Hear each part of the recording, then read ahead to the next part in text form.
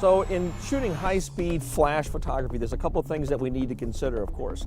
One, to make sure that we have flashes that are able to read with a master unit or another flash that are triggering each other. Today I'm using two flashes because I wanted even light on both sides of my subject as they came around a curve. And that's another point we needed to consider here is where we shoot. And so we chose a curve on a bike path. So when the biker comes around that corner, they're leaning. And as they lean, it adds more drama for me.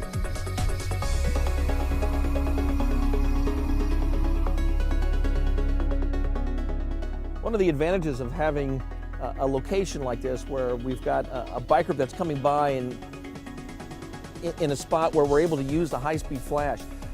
The other thing we can do is we can decide, rather than always trying to stop the action, there was still enough darkness and shadowed and mottled light where I was able to say, well, you know, we get these tracing highlights, let's try a pan shot with the speed of the flash.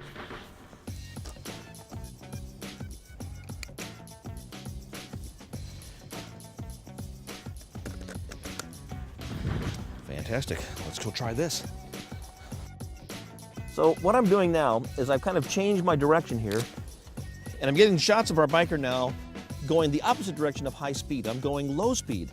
So in other words, I put my camera setting to f/22, which brings my shutter speed down, the slowest shutter speed I can get, so I'm getting a pan. And so with the pan now, I'm getting the motion because he's coming by me very quickly, as you can see here, as he comes by.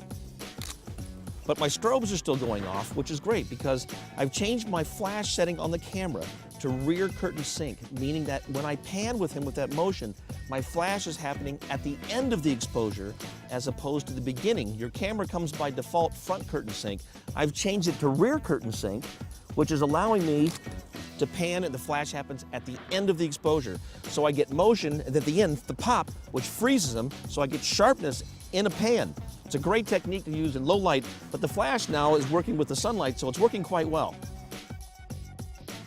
So don't hesitate to use your flash on pans, high-speed pans as well, to be able to accentuate more motion and still get good clean light in a modeled situation. Be sure to check out more videos and tips just like this one at ultimatephotoguide.com.